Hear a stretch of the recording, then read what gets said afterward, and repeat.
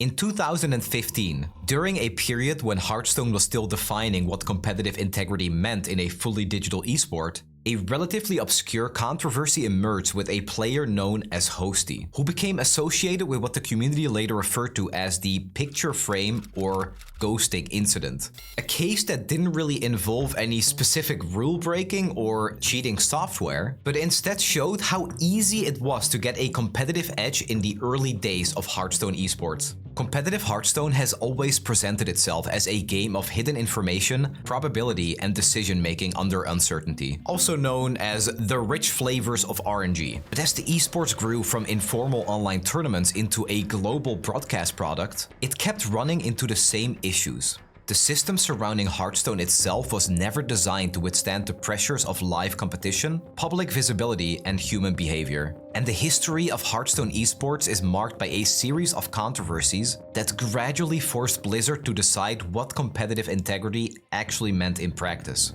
From entire teams being disqualified to stream snipers openly talking about it and admitting to it, these are some of the most controversial scandals as well as satisfying downfalls of cheaters. So what happened with Ghosty in 2015? At the time, Hearthstone tournaments were often played in environments where players competed in close proximity, sometimes on stage, sometimes in shared spaces, but always with a live stream running to cover the event. This created the first big issue, because if a player was watching that stream, they could literally see the cards in that player's hand. And doing this is known as ghosting, which is why Hosty was informally name changed to Ghosty by the Hearthstone community.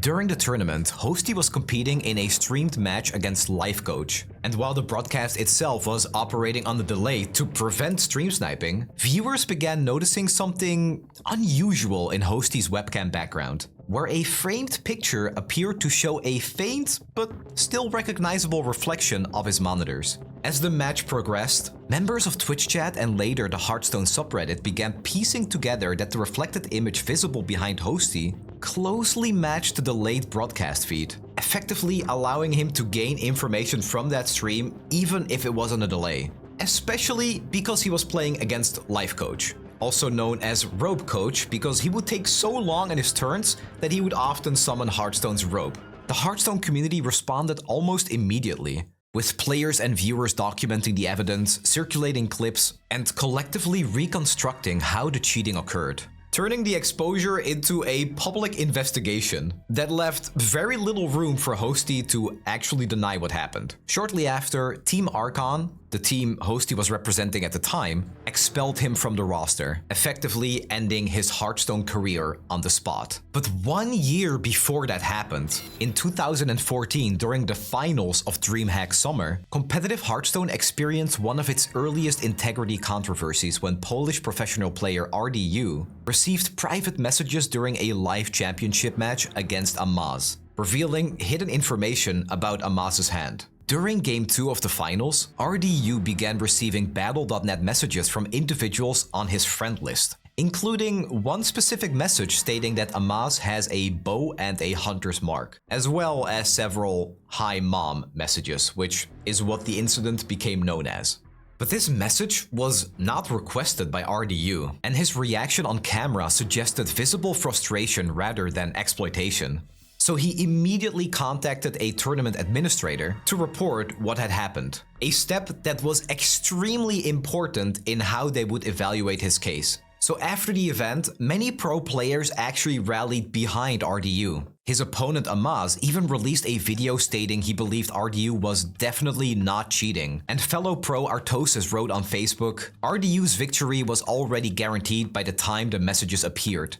He also mentioned that RDU looked distressed when he received the messages, which is why it's so important that he immediately contacted an administrator. So while RDU's integrity remained intact, the controversy sparked a broader debate over Blizzard's infrastructure. This incident led to renewed demands for a dedicated tournament mode to disable Battle.net messaging and prevent outside interference. Given the rapid growth of Blizzard's tournament scene at the time, something they may not have immediately anticipated, it's this kind of option that esports simply can't go without anymore for any game. Looking back on it now, it seems really crazy to me that these matches with a lot of money on the line were allowed to simply be played on regular Battle.net accounts with friend list and messages just completely enabled so spectators could do whatever the hell they want. And it's because Hearthstone is a game that is fundamentally built around hidden information and also probability decision making. You know, again, to play around all of the RNG, the idea of exact hand knowledge raised immediate concern about competitive integrity, regardless of intent, since even a single piece of accurate external information can completely change the optimal play. Tournament officials conducted a review of the available footage and game state and ultimately concluded that the information received would not have changed the outcome of the match, meaning that RDU's line of play, even without the information that he got, would have still led him to win the game anyway. So as a result, his victory was allowed to stand. And funnily enough, in response to what had happened during the match, admins required everyone to clear their friend lists before their next match, which actually seemed to be enough to let the rest of the tournament run smoothly. In 2018, during the Hearthstone Global Games, an international tournament designed to showcase national teams and emphasize sportsmanship and regional pride, a controversy emerged involving the Chinese Taipei roster. The incident occurred during a match in which members of the Chinese Taipei team were caught communicating in ways that violated the tournament's strict anti-coaching rules, which explicitly prohibited players from receiving external assistance or strategic input during live matches. This was a rule intended to show that the decisions that were made in-game were a reflection of the skill of an individual player, rather than the collective team coordination at moments where it was not allowed. Because unlike casual ladder play or other Hearthstone regular tournaments, the Hearthstone Global Games require players to remain isolated during their individual matches. Because even seemingly minor inputs such as confirming optimal lines of play, probability calculations, or sequencing choices could meaningfully influence outcomes in a game built around this hidden information and resource management, making real-time communications a direct threat to fairness.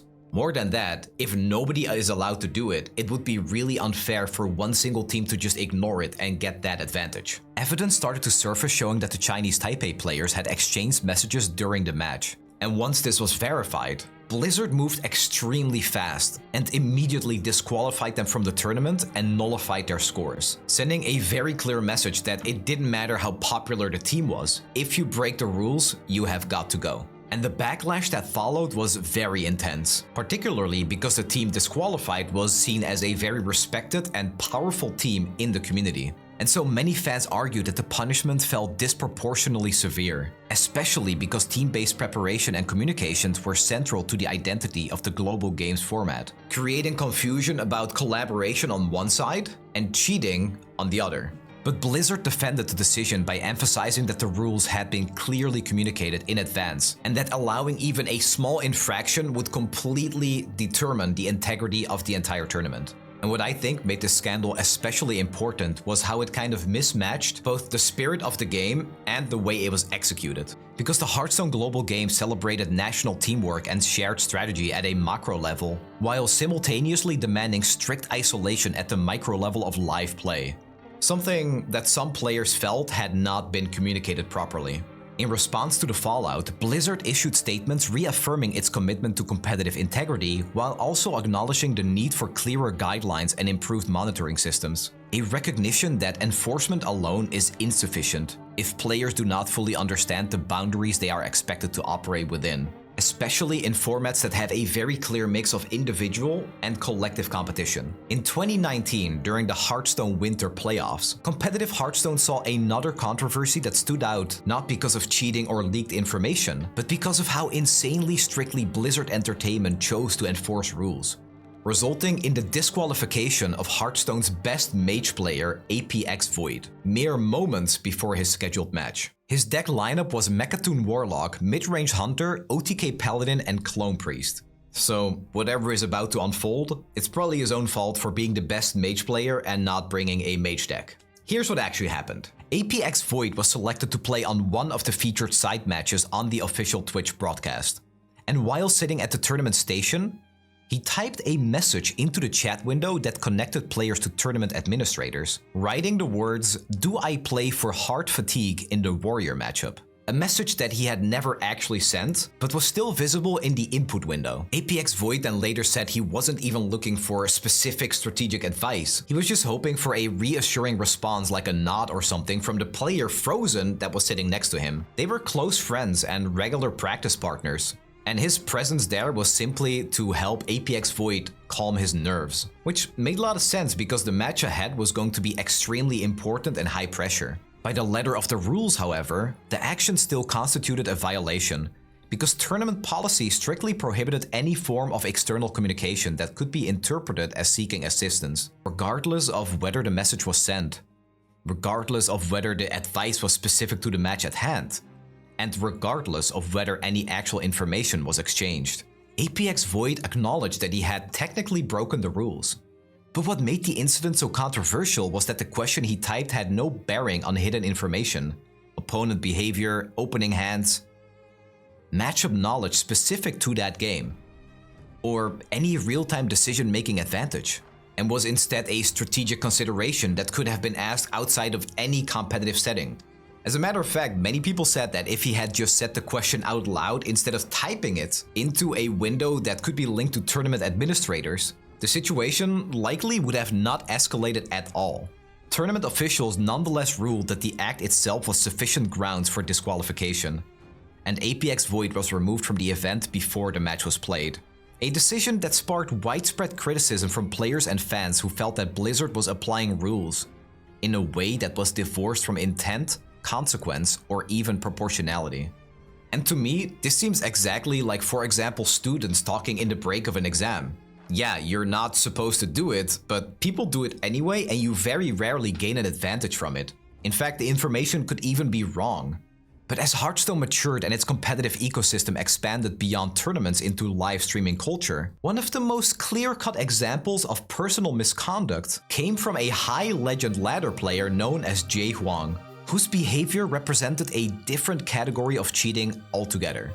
This player regularly played at the highest level of ranked ladder, facing well-known streamers, and rather than concealing his actions, he openly bragged about stream sniping his opponents, watching their live broadcast while queuing into them and using the revealed information to anticipate plays, even while criticizing decision-making from them in real time because he knew the cards they had. And this is what made the situation especially frustrating, because it wasn't just stream sniping that was happening, but Jaehwan used it as a point of pride, broadcasting his behavior openly in a way that he thought he might be immune to any punishment or criticism. So clips started to circulate around of Jay making plays that he could only have made if he had the information of the cards in the opponent's hand. Started to pressure Blizzard to intervene. And unfortunately, all I have is this clip with copyrighted music, but I'll try to show as much of it as I can. Do I have to trade both of these? Let me open his stream first. He has 2 nulls in hand. He has passage as well. Why didn't he just passage? Like, why didn't he passage on turn 2? He literally has 2 nulls, dude. What the fuck's he doing? Dude, this guy has to be fucking trolling, dude. Hearthstone Esports initially responded by issuing Jay a temporary competitive ban, but following a deeper internal investigation, officials concluded that stream sniping was not an isolated lapse in judgment, but part of a broader pattern of misconduct, which included additional integrity violations such as win trading and attempting to get other players to manipulate match outcomes. And so as a result, Blizzard moved the temporary ban to a permanent ban, in what might just be one of the most satisfying downfalls of a cheater that I have seen. And this next incident is one that truly transcended Hearthstone. And it's not so much about cheating as it is about how a studio responded to a player in need. In October 2019, during an official Hearthstone Grandmasters broadcast stream from Taiwan, a competitive player from Hong Kong known as Blitzchung won his match and entered what was supposed to be a routine post-game interview. Instead, he appeared wearing protest-style gear and used the moment to voice explicit support for the Hong Kong pro-democracy protests, delivering a slogan that at the time was widely recognized as politically charged and directly opposed to the Chinese government's position on Hong Kong, instantly transforming what should have been a honestly forgettable esports segment into a globally visible political statement. Within hours, Blizzard responded rather unusually. immediately disqualifying Blitzchung from the tournament, stripping him of his prize money, and issuing a 1-year competitive ban from all Hearthstone-related tournaments, while also terminating the 2 on-air casters who had conducted the interview. The speed and severity of this punishment immediately transcended the Hearthstone community and reached the wider gaming audience, because many observers did not interpret Blizzard's action as neutral rule enforcement, but rather as a cowardly attempt to avoid angering China, particularly given China's strict stance on Hong Kong-related political messaging. What made the controversy even worse was that Blizzard had been working on an image that centered around inclusivity, meaning that the punishment appeared to contradict the company's own messaging. An inconsistency that players, fans, and even Blizzard employees very quickly seized upon, leading to internal protest at Blizzard's office, where staff staged walkouts and covered up company slogans that referenced "every voice matters." And the incident rapidly spilled outside of the gaming world too, when US lawmakers from both major political parties publicly criticized Blizzard's response, framing it as an example of American companies compromising free expression to protect their access to foreign markets. It's rare for an esport controversy to become more than what it actually is, but Blitzchung's punishment became the symbol of something much larger, by reducing Blitzchung's ban from 1 year to 6 months and restoring his prize money, while still maintaining that disciplinary action was necessary because the broadcast had been derailed into political messaging. The core reason that the Blitzchung incident is still talked about years later is not because it was a single event or a single player, but because it exposed how modern entertainment companies actually operate when values collide with profit. So at the end of the day, Hearthstone is a game that is built upon the idea of this tavern. A cozy, warm, welcoming place where you sit by the hearth and play some cards. But as all these stories show, once you add a prize pool and a global broadcast, perhaps that cozy tavern starts looking more like a legal courtroom.